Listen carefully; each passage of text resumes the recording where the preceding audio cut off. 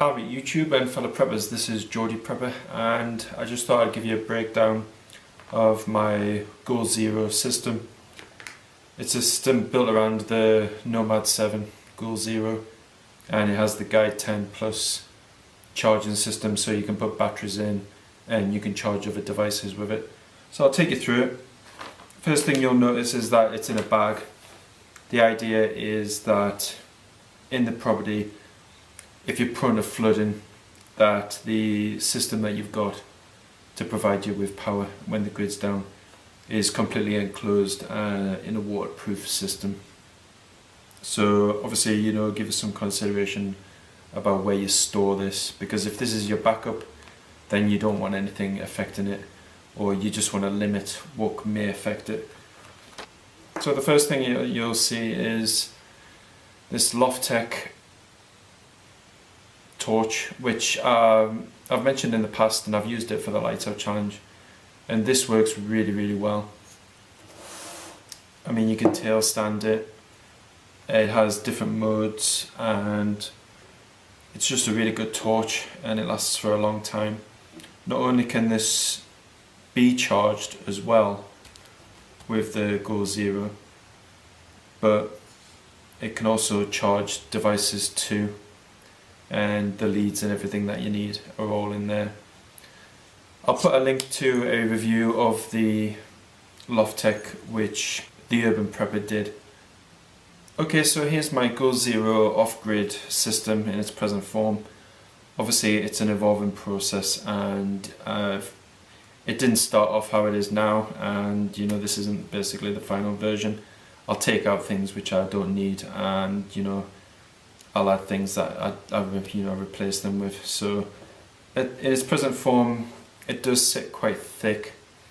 The idea is, obviously, this is my present system for charging things when I'm bugging in, but obviously it is portable enough to bug out. But I do need to bring the thickness down a little bit, so that's one area that I need to improve on. But if we just go into the whole thing now, I'll just take you through it briefly and I'll show you the equipment that it's used in conjunction with. So obviously the mesh top on there. Leads, this is for attaching the Guide 10 to the solar panel so that you can charge batteries AAA and AA in, and there's other leads in there for other pieces of equipment. So make sure that you have the leads for all of the gear that you're going to charge, and that they're in the system so that you can just easily find them. Different leads here. The white one is for the Loftech. It's for charging the Loftech, and these leads here are basically for they are for my off-grid comms radio, which is the rewind radio. It has a handle crank itself, so I don't need to charge this with this, but I can. And obviously if I wanted to make less noise for operational security, then I wouldn't be using the handle. A bit of rope here. This is just basically, the idea behind having this is that you can obviously hang the solar panel from something, but just to give me some option on how low, how high I hang it, and what I can hang it from. This just gives me a bit more options to attach to something and then attach the Goal Zero to this. Then I've got a bit more options for hanging it up. I don't use it that much at the minute, because how I've got it set up when I'm hanging it in the window is pretty much okay. But if I did need just a couple more options with hanging it, then I can use that. This is just one of the leads for plugging into a car cigarette lighter. So obviously if I'm taking this with me somewhere, might come across someone who's got a vehicle that I can charge this with, and that I can charge my batteries with. So this just plugs into a socket down there,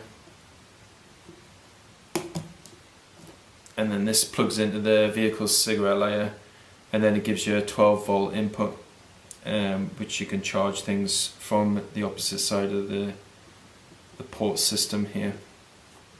In here I've also got a ThruNite TI3 torch. This is just an additional backup torch really. It's just so that I've got something which I can shine in here if it's dark, and I'll be able to find everything. So I can use this, and I can look around if it's dark, and I can set up what I need, or I can retrieve batteries and plug them into the equipment, the torches and the flashlights that I use.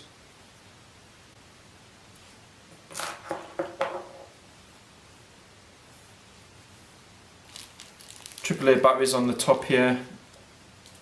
This is just a tongue depressor. This is for removing batteries from caddies which are in some of my torches. My Phoenix torches, they have a caddy system. This is just to help with removing batteries. You may have cold fingers, etc. It might be a bit more difficult to remove them than what you're used to. So this is just to help with battery removal from equipment. The Goal Zero comes with a Guide 10 system, so you can place batteries in here.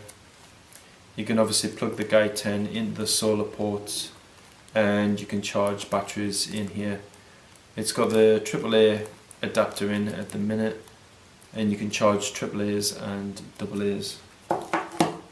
The other reason why I have the Loftech with the system is because the Loftech uses 18650 cells, and you can plug this Loftech into the charger, and you can obviously then charge 18650 batteries with this.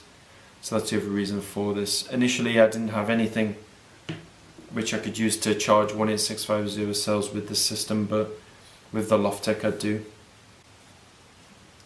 Then I just basically have AA batteries here. These are Eneloop cells, the Pro ones here. These are just some cells that came with the solar system here. So these are just Goal Zero batteries. And the last component to this is, you can see here I've got some film, some cling film, foil.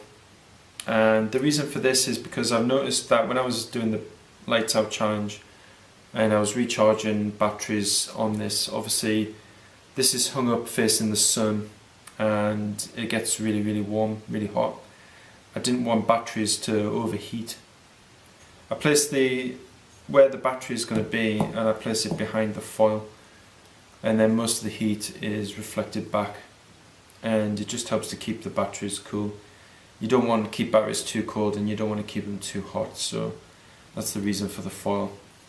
I've already mentioned the radio here. This is a really good radio. I can charge this up from the solar system there, and I've mentioned these in the past in my Lights Out challenge video. Is I have these Duronic Hurricanes, and these are really good. The battery in them is approximately 300 milliamp hours, so with the Goal Zero Nomad 7 coupled with these, you can charge these really quite well during nice days. They can take a few hours to charge, but they give you a few hours of light, so the upkeep on the battery on this is quite easy, whereas the upkeep on the system and powering it by solar and charging it on these is a bit more taxing on the Nomad 7. So if in a grid down or stuff it's the fan, I'd obviously use the lower capacity cells first, because they're basically simply easier to recharge. So that's it really guys, that's the whole of my system.